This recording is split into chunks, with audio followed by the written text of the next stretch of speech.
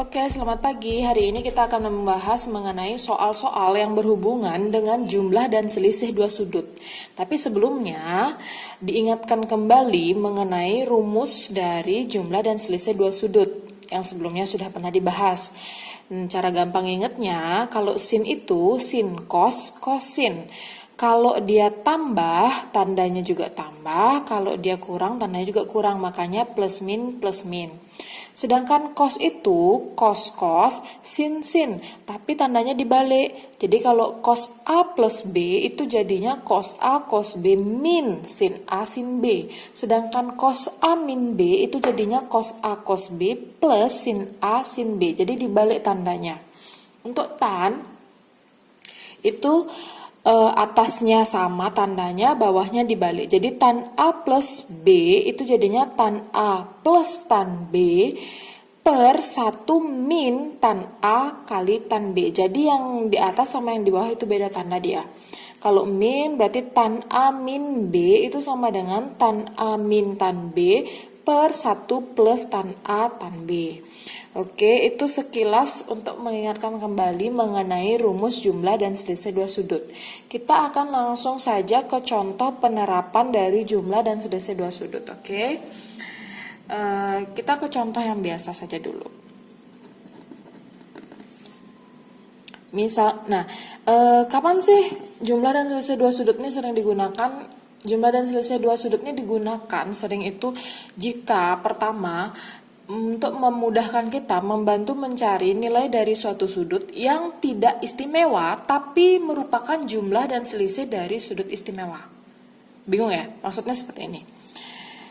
Sin 105 derajat. Seperti sin 105 itu adalah sin, kita cari agar dia berupa jumlah dan selisih atau selisih dari sudut-sudut istimewa. Sudut istimewa itu kan ada 0, ada 30, ada 45, ada 60, ada 90. Nah, biar yang hasilnya 105 tuh berapa kayak gitu.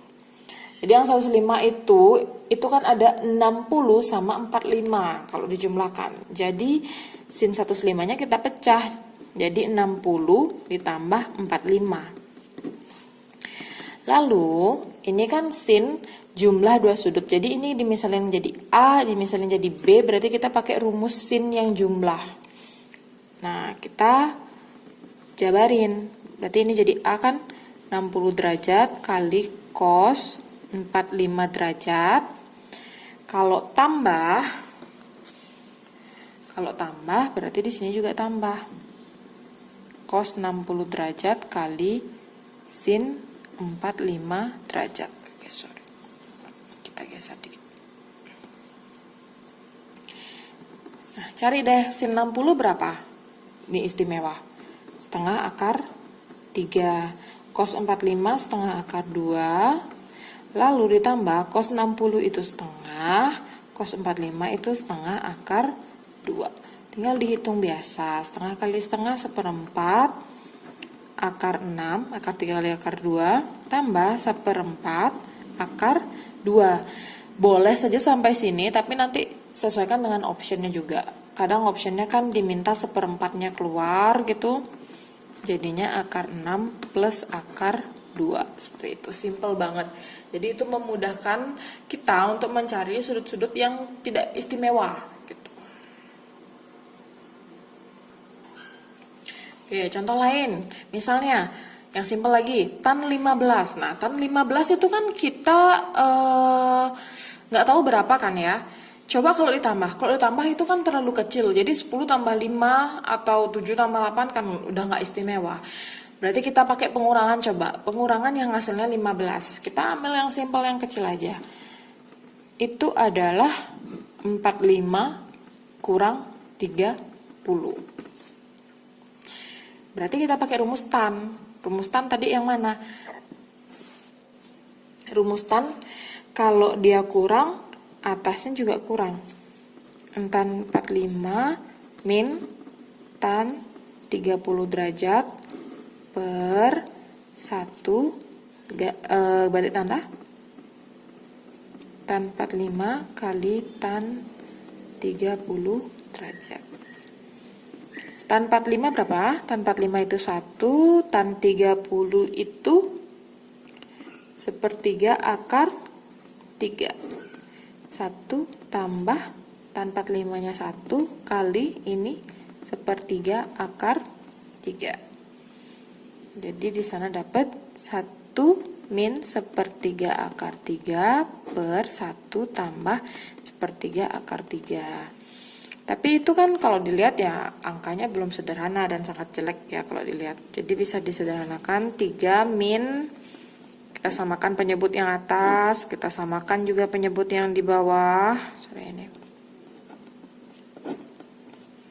Kita coret, jadi dapat hasilnya 3 min akar 3, 3 plus akar 3. Dan ingat lagi bahwa tidak boleh ada akar di bawah, berarti kita harus apain? Dirasionalkan.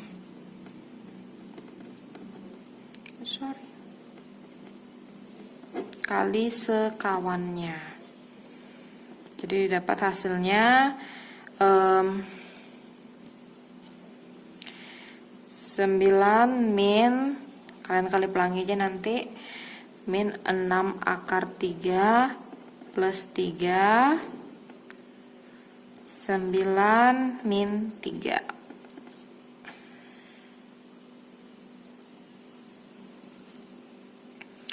Jadi dapat hasilnya itu 12 min 6 akar 3 per 6. Kalau masih bisa disederhanakan, kita sederhanakan. Sorry. Jadinya 2 min akar 3. Seperti itu.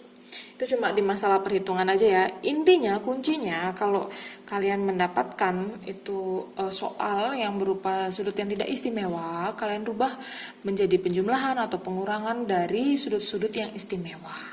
Kalau bisa dirubah, kalian rubah lalu jabarkan. Sisanya ini hanya perhitungan di aljabar kalian saja. Oke, kita lanjut ke contoh lain lagi. Nah, ini sedikit berbeda. Kalau yang tadi kan hanya mengenai sudut-sudutnya saja ya, yang udah jelas dikasih nilai besar sudutnya. Nah, ini bagaimana kalau dikasih tahu perbandingannya? Ini salah satu contohnya. Diketahui sin A itu 3/5 dan cos B 12/13. Jadi ada dua sudut di sini, sudut A dan sudut B. Tentukan nilai dari cos A min B. Nah, cara mengerjakan yang seperti ini, pertama, kalau udah ngomongin perbandingan trigonometri, kalian buat dulu segitiga siku-siku. Jadi kembali ke dasar dari trigonometri, yaitu perbandingan segitiga. Kita anggap ini sudut A. Sin A. Sin A itu, sin itu apa? Demi kan? Ini D-nya, ini mi-nya. Depan per miring. Ini sudut A, berarti sisi depannya 3, sisi miringnya 5. Depannya A kan yang sebelah sini. Jadi ini 3, ini 5. Cari sisi samping. Udah? Karena diminta cos A min B. Cos A min B itu nanti kita rubah menjadi di rumus jumlah dan selisih dua sudut, yaitu cos A cos B plus, ingat ya kalau ininya min jadi plus sin A sin B. Berarti kita kan perlu cos A, perlu sin A, juga di B-nya kita perlu cos B, sin B. Sedangkan kita di sini hanya punya sin A, berarti kita perlu cos A kan. Sedangkan cos itu adalah sami, samping miring. Kita punya D, kita punya mi, tapi belum punya sa. Jadi kita untuk mencari sa-nya itu kita pakai Pitagoras. Oke. Kalau ini kan sisi Pitagorasnya udah gampang ya. Kita tinggal pakai triple Pitagoras aja. 3, 5 berarti pasangannya apa? 4 kayak gitu. Kalau kalian lupa triple Pitagorasnya ya pakai rumus Pitagoras biasa. 5 kuadrat kurang 3 kuadrat. Jadi dari sini kita menemukan cos A-nya. Cos A itu samping miring, sampingnya 4, miringnya 5. Oke, sudah punya sin A sama cos A. Berarti kalian perlu sekarang yang B. Sama, bikinin lagi segitiga. Tapi ini kita anggap B. Ini siku-siku ya. Diketahui cos B-nya itu 12/13. Cos itu kan sa mi. Berarti ini B-nya, sisi sampingnya kan sebelah sini. Sampingnya 12, miringnya 13. Berarti yang kalian perluin D-nya kalau mau nyari sin kan. nyari sisi depan. Ini juga ada triple Pythagorasnya 12, 13, pasangannya lagi satu ya 5. Tapi in case kalian lupa, kita pakai yang Pythagoras biasa. Jadi depannya itu sama akar, miring dikurangi sisi samping. 13 kuadrat kurang 12 kuadrat. 169 kurang 144. Itu akar 25 sama dengan 5. Berarti depannya itu 5. Jadi sin itu kan demi, D-nya 5, kita udah dapet mi-nya 13. Oke, jadi kita udah dapet nih 1, 2, 3, 4. Kita udah dapet kuncinya. Karena yang dicari itu adalah cos A min B. Cos A min B itu penjabarannya cos A. Cos B, ingat kalau kosinus dia ganti tanda. Kalau min jadi plus. Sin A, sin B. Tinggal dimasukkan. Cos A tadi dapat 4/5. Cos B-nya dapat 12/13. Tambah sin A-nya itu dapat 3/5. Sin B-nya dapat 5/13. Memang di sini bisa disederhanakan, tapi saya sarankan itu jangan disederhanakan karena toh penyebutnya sudah sama. Itu lebih mempermudah untuk menghitung. 4 kali 12 itu 48, 5 kali 13 itu 65, tambah 3 kali 5 itu 65. Ditambahkan biasa. Itu jadinya 316. Jadi dapat 63/65. Jadi nggak usah disederhanain dulu ya. Nanti takutnya tidak akan malah menyulitkan dalam perhitungannya. Oke. Jadi itu beberapa contoh-contoh mengenai penerapan jumlah dan selisih dua sudut. Nah, yuk kita latihan lagi soal-soal yang lain yang menyerupai yang ini. Sekian video hari ini. Terima kasih.